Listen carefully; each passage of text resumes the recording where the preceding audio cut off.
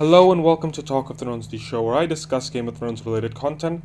Hope you've all had a great holiday season. Now let's kick off the year by talking about one of the most famous Game of Thrones fan theories, R+L equals J, and just like my Why Dorne Failed video, I'm gonna do this video in different parts, so sit back and enjoy the ride. Okay, so for all of you who don't know what R+L equals J is, let me tell you. R+L equals J is a Game of Thrones fan theory that states that Jon Snow is the son of Rhaegar Targaryen and Lyanna Stark. At the tourney of Harrenhal, Rhaegar wins and crowns Lyanna the Queen of Love and Beauty rather than his wife Elia Martell. This naturally pisses off Robert, and it's the event that starts Robert's rebellion. After the rebellion and the death of the Mad King, Ned, Howland Reed, and a party of other Northern Lords travel to the Tower of Joy to rescue Lyanna, where they encounter three Kingsguard. Ned and Howland Reed best the Kingsguard and find that they are the only two survivors left. Ned and Howland go inside the Tower of Joy to find Lyanna dying in a bed of blood, which many people interpret as childbirth. Lyanna's dying words to Ned are, "Promise me." So now let's discuss the relationship between Rhaegar Targaryen and Lyanna Stark. I think it's safe to assume that Rhaegar didn't love his wife Elia because Dorne did resist Targaryen conquest for many years since Aegon, Visenya, and Rhaenys decided to conquer Westeros 300 years ago. So it's likely that this was a forced marriage arranged by Aerys II to keep peace between the Iron Throne and Dorne. Therefore, Rhaegar wouldn't really love his wife if it was an arranged marriage. So in this scene we have Dany and Sir Barristan talking about what a great guy Rhaegar is. Selmy tells Dany about how he and Rhaegar got drunk, gave money, and sang to the small folk. He has memories about how he and Rhaegar preferred singing rather than killing. This may seem trivial, but in A Clash of Kings when Dany goes into the House of the Undying, she sees Rhaegar pick up a harp. With that in mind, Sir Barristan is being described as an honorable man by characters such as Cersei, Ned, and Varys. So it's safe to assume that Sir Barristan's interpretation of Rhaegar as a noble and fun guy who loved the people would be pretty true. The kidnapping of an innocent woman would not be something that would come easily to Rhaegar. It's unlikely that he was mentally unstable like other Targaryens, as Rhaegar could effectively command his force at the Trident, hold his own against Sir Barristan at the Harrenhal tourney. It's also unlikely that Sir Barristan was sucking up to Dany in this scene because he wasn't afraid to tell Dany that the testimonies about Aerys being the Mad King were indeed true. So in the same episode we are given a scene between Sansa and Littlefinger when they talk about Sansa's aunt Lyanna in the crypts of Winterfell. Now Littlefinger describes her as being beautiful, which is interesting as Oberyn Martell describes Rhaegar as being beautiful. Littlefinger and Sansa paint a very different image of Rhaegar Targaryen. According to them, Rhaegar kidnapped and raped Lyanna Stark. Now we can understand why Sansa would feel this way. I mean, if a significant family member left with some guy under mysterious circumstances, you're likely to have a very negative view of said guy. Now, we know that Littlefinger is a manipulator and a liar, especially considering the fact that he warns Ned Stark not to trust him. So it can be concluded that Littlefinger is manipulating Sansa into believing that Rhaegar is an evil asshole, which contradicts Barristan's statements to Dany. We know that Sir Barristan is an honorable guy, essentially the opposite of Littlefinger, so it's safe to assume that Rhaegar was everything that Sir Barristan said he was. So it's likely that this scene was Littlefinger manipulating Sansa, and Sir Barristan was telling the truth. Sir Barristan wasn't manipulating Dany because he states that the Mad King was indeed mad, like the rest of Westeros and Robert said he was. Now let's talk about Bran's role in the R+L equals J theory. Now it's been established that Bran is a warg and a greenseer. This means he can take control of animals and Hodor, as well as scenes of the past. Last time we see Bran, he's with Bloodraven, Meera, and Hodor. Bloodraven is known as the last greenseer. Bran's earlier visions are associated with the crypts of Winterfell, as that's where the three-eyed crow always ends up. It's also where Lyanna Stark is buried. Later his visions are associated with the Weirwood trees, who are said to be all-seeing. This could foreshadow a possible vision to Bran about Lyanna Stark and how she died, which could foreshadow a flashback of R+L equals J in Season 6.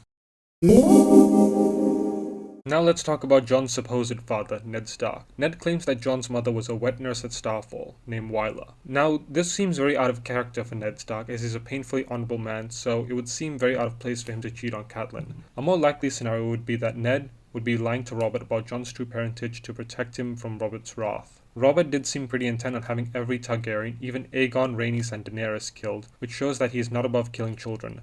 So it's likely that if Jon is a Targaryen, Robert will be after him with his warhammer. It's also clear that Ned highly disapproves of killing young people, and he was staunchly against Robert's plan to kill Daenerys. So it's likely that Ned had to raise Jon as his own for his own protection.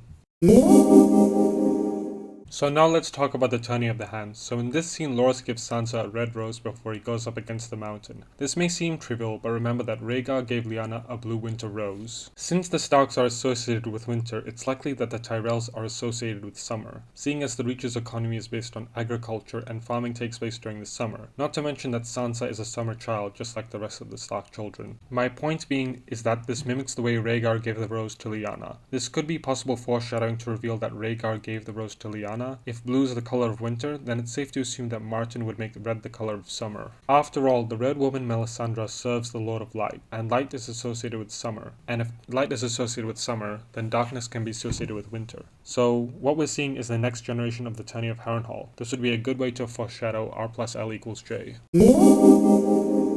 So it's come to my attention that HBO has chosen filming locations that strongly resemble the Tower of Joy. The Tower of Joy is strongly linked with R+L = J because it's the location where Rhaegar took Lyanna and 3 Kingsguard. It's also called the Tower of Joy, so it's highly likely that Lyanna was in love with Rhaegar. This does beg the question, why would 3 members of the Kingsguard be at the Tower of Joy to protect the Stark? After all, shouldn't they be at the Trident fighting alongside Rhaegar? Also, keep in mind that one of the 3 Kingsguard is Sir Arthur Dayne, the best swordsman in Westeros.